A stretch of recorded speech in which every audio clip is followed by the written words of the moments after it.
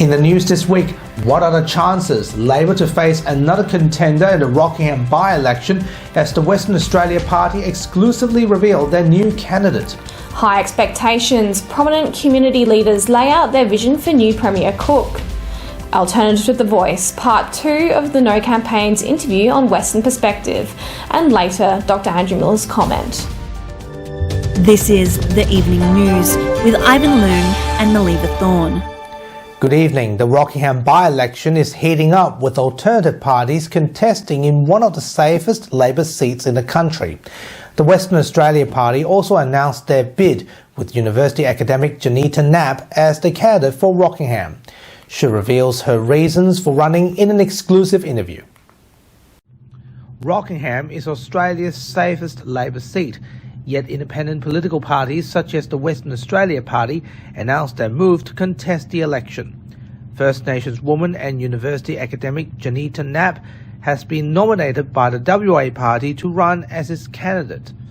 Despite the Labor Party's facing an almost sure win victory, Mrs. Knapp put herself forward, vowing to bring change if she's elected. As far as getting changes done, and having the opportunity to have our voice put forward to changes, because we have a lot of issues here in Western Australia that needs changing. Education, juvenile justice, child protection, incarceration and the voice to Parliament are the key issues Janita vows to advocate for. On the voice issue, she is saying no. We need to have changes because it's not something's clearly not working at the moment.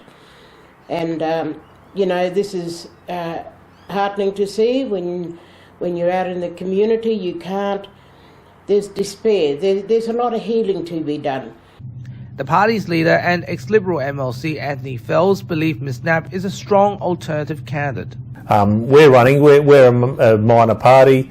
That's democracy. You've got to give the electors a choice, and you've got to promote your policies, and it's always difficult to get people interested in politics, but when there's a by-election in and it's compulsory for them to vote, and there's a referendum coming up shortly on The Voice, it's just a good opportunity to promote those issues. This week both Labor and Liberal have announced their candidates. It will be the first head-to-head contest for Premier Roger Cook and Liberal leader Libby Mettam. Western Australia's newest Premier, Roger Cook, has been given the seal of approval from a major multicultural leader. Multicultural Services Centre Executive Director Ramdas Sankaran outlined his expectations of the Cook government when it comes to multicultural representation and issues affecting cowed communities. He joined me earlier. Wow. Ramdas, thanks for joining us. As a multicultural leader, what do you expect from the new Premier Roger Cook? More specifically, you asked the question, what are our expectations of the Premier? And our expectations, would be not very different to what we had in terms of Mark.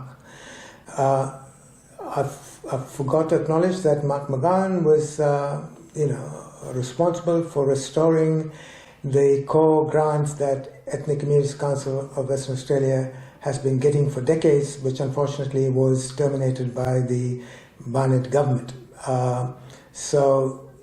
He did the right thing by the sector by restoring ECCWS funding, and it's now up to Roger to ensure that that funding moves from an annual basis to a triennial basis and increases substantially to ensure that the Ethnic Communities Council of Western Australia is able to play the critical role of the peak body for a sector, just like peak bodies play in other sectors, and who are substantially funded by the state government.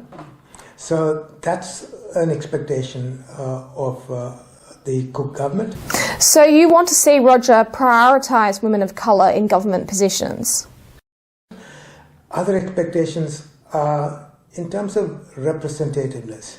Yes, we are seeing more people of colour in government, task forces, government boards of management, but we don't see enough women of colour, So I think it's important that, Roger, does pay emphasis on ensuring that women of colour are, represented on state government boards, committees, and what have you. That's not where I stop. I mean, you've got to see that reflected in the public service. You've got to see them in societal institutions, whether they are, universities, educational institutions, in business. So we've got to ensure that more and more women of color, are represented there. Mental health, pre and importantly post-COVID has become very, very significant. Wow. Given Roger took over the leadership mid-term, do you expect your goals can be fulfilled before the 2025 election? I have every reason to believe Roger and his cabinet will meet what is required. To Roger's credit, when he was in opposition, the Multicultural Services Centre sought his support to ensure that our building application in Morley came through, the funding for it, and literally within weeks of becoming the Deputy Premier and the Minister for Health, he ensured that it happened. So I've got every reason to believe that he will deliver. Ramdas Sankaran, thanks for your time. Okay, thank you. Hi there. Are you looking for a new home or want to refinance your car mortgage to get a better rate? At AA Finance Solutions, we have the expertise and knowledge to help you to find the right loan for your needs and budgets. Contact us today. Let us help you to make your home ownership dream a reality. AA Finance Solutions, your local mortgage broker.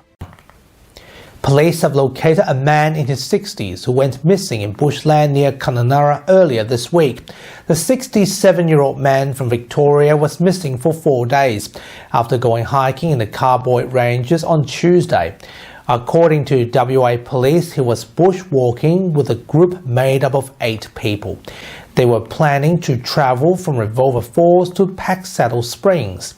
However, he separated from the group to go look around some rough terrain in order to see some waterfalls. The last time the man was seen was at the pinnacle of the waterfall at around 2:15 in the afternoon.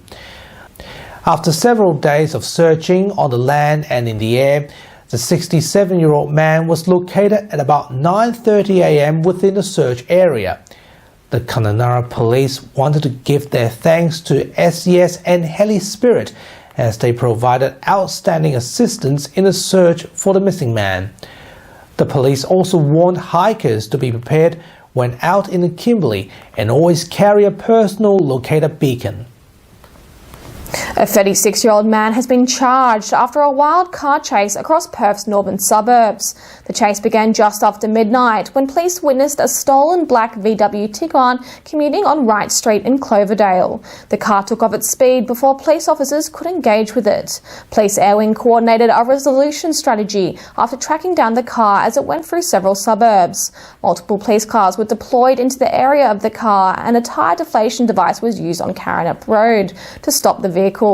As a result, 2 occupants of the car abandoned it and escaped on foot. They were arrested in nearby bushland, assisted by Air Wing and the K9 units. The 36-year-old Nollamara man was charged with several driving offences. He appeared in the Perth Magistrates Court this week.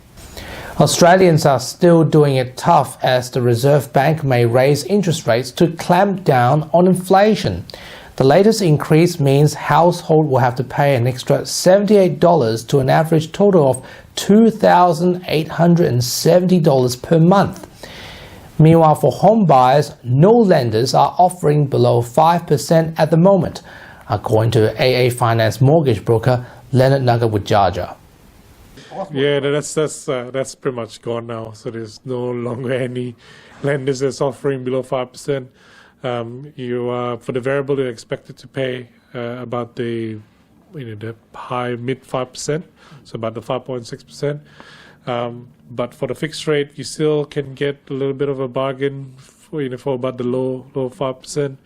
But again, that's subject to change as well, because I noticed some of the lenders are increasing the fixed rate, the 2 to 3 years fixed rate as well.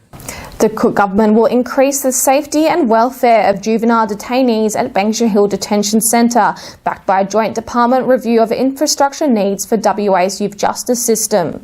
The government will also focus on increasing staff to strengthen security and discipline, allowing youth officers to increase youth rehabs, mentoring and enforce the new care model, and more out-of-cell hours for juvenile offenders. The Justice Department, Department of Premier and Cabinet and Treasury will evaluate WA's current planning of assets in youth custodial. The review will examine whether current youth justice facilities are fulfilling their purposes and consider whether improvements and additional assets are needed to secure long-term demands. First Nations leaders will advise as the government works to adopt a new care model, engage in mentoring and provide safety resolutions in critical incidents. The government also said laws requiring detainees who reach the age of 18 to move to adult prison while in juvenile detention passed Parliament this week. And now, here's Dr. Andrew Miller with his weekly medical and news commentary. I was saddened this week to read reports of a famous former footballer who's now in jail for crimes committed while suffering from severe mental health issues, paranoia and psychosis. It was discussed during the court case that it was unclear how much his previous concussions as a footballer may have contributed, and how much the drug use may have caused the disease, or the disease could have encouraged the drug use through trying to treat the symptoms and self-medication. It's a reminder of the delicacy of our brain, particularly that of the young person, and of how repeated concussions from sport may contribute to situations that are very tragic. We see that with chronic traumatic encephalopathy, which is a well-recognised condition of former NFL players and some AFL players. So really important to protect the brain, not only from concussions, but also from illicit drug use, which, whilst it is clearly part of a big subculture for our youth, does definitely have some long-term problems for some people. So I think the public health messaging needs to be better. The government need to do more in terms of harm minimisation from these drugs. So sending people to jail is really of no use. Fining people, really of no use. Education, encouragement and social supports are the things that are required to reduce the abuse of illicit drugs in our community. Thanks for your time. That was Dr. Andrew Miller's comment. We'll recap this week's top stories again in just a moment. But right now, here's Madeline Lombardi with her last edition of Western Perspective. Maddie, take it away. Thanks, Ivan and Melly. Welcome to Western Perspective. I'm Madeline Lombardi. This week we present part 2 of the No Campaigns discussion regarding the Voice to Parliament investigation series. Pastoralist and Grazers Association of Western Australia President Tony Seabrook proposed alternatives for the Voice to Parliament with fundamental solutions of enhancing a better quality of life as a way of empowering First Nation communities. We bring you part 2 of the interview. I want to know, how does the No campaign plan to engage and address the perspectives and concerns of Aboriginal and Torres Strait Islander peoples who support the establishment of an advisory body like the Voice to Parliament? Well, this is the divisiveness that I said. They're going to divide the country when this is over. And the interesting thing is that the concept of a yes vote is virtuous. All the television stations, all the interviewers always put a virtue on being yes and a downside on being no. If you say no, I know you're on the bad side, you're on the dark side. Half the population of Australia are highly likely to vote no. They don't have any voice. They're not getting the opportunity, like I am now, to actually explain why we want to vote no. And it's not racist. This is just a different view of a way forward. And when you consider the Voice, Linda Burney is unrelenting in her call for the Voice. The Indigenous population of Australia is represented by over 4% of the parliamentarians that are there, for a group of the population identifying as Indigenous of about 3.25%. So currently in this government, they are overrepresented. How dare she say that they need further representation? I'd say she looks at her own people in Parliament and suggests to them that maybe we can do a whole lot better than we're doing, because they're there and they should be making a difference. Mm-hmm. But my question was surrounding, how does the No campaign put into the perspectives of people who are in the Indigenous communities who support that yes vote? So what is that kind of... When you're in a dark place, it's often very hard to see the way forward, and this is being sold to people as a way forward. And I don't criticise them for feeling this might be the way forward, but all I can say to all of those people in those communities, for heaven's sake, white society exists all over the world, and the single thing that determines the wealth of those people and their lifestyle is their education. Without that education, you're doomed to continue the lifestyle you've got. And I'd suggest to anybody that's feeling as though they would like to vote yes, just focus on getting your kids a proper education. Give them the chance to join our society, because all of those, and many of them stolen, all of those that got an education are now in positions of incredible authority and power. But the thing that defines them as differently from the ones that were left out in the bush is just education. So education in that sense, does that contribute to, I guess, more of a, for Aboriginal cultures who are wanting to contain their culture in that sense, will immersing through a white education in that sense contribute to that sort of erasure? You need to be very careful that you don't allow a culture to hold you back. And people come to this country from all over the world, and they Judaism, Islam, Hindu, lots of people bring a whole lot of their culture with them, but they marry it together with all the other things they do in our society. The concept of living on country and the over-exaggeration of the value of culture will hold people back. It won't enhance the way they move forward. And it's being used in such a way that if you are against Indigenous culture, you are in the wrong place. No, I'm sorry, I'm not. But throughout history, civilizations have replaced one another. It's happened for 20,000 years, and a new civilization builds itself on an old civilization. But you have to move forward. You can't go backwards. Okay. And Tony, what are your thoughts on Australia establishing a treaty to recognise Aboriginal and Torres Strait Islander sovereignty? It depends what's in the treaty. I think recognition is fine. It depends on what else gets squeezed into there. It could be a good thing, it could be a bad thing. It depends exactly on how it's written. That was PGA WA's Tony Seabrook. You can read our weekly premium news stories on the WAMN Extra News Club, supporting independent local news and keeping democracy strong. And now here's Leo Puglisi with what's coming up on 6 News Tonight. Thanks, guys. On 6 News, Wagner forces now returning to Ukraine after a coup attempt ends in extraordinary circumstances. Volodymyr Zelensky says the rebellion shows chaos in Russia. And also making news, fresh reports Nationals leader David Littleproud could face a leadership spill. Watch live on our YouTube channel 24/7 and also head to our website 6newsau.com. For now, though, guys, it is back to you. Thanks, Leo. And that's Western Perspective for this week. It's also my final presentation here on WAMN News. It's been a privilege to report for you. And thank you very much for your viewership every weekend. Until we cross paths again for the last time, it's back to you, Ivan and Melly. Thanks, Maddie, for your hard work. And on behalf of our viewers, we say thank you.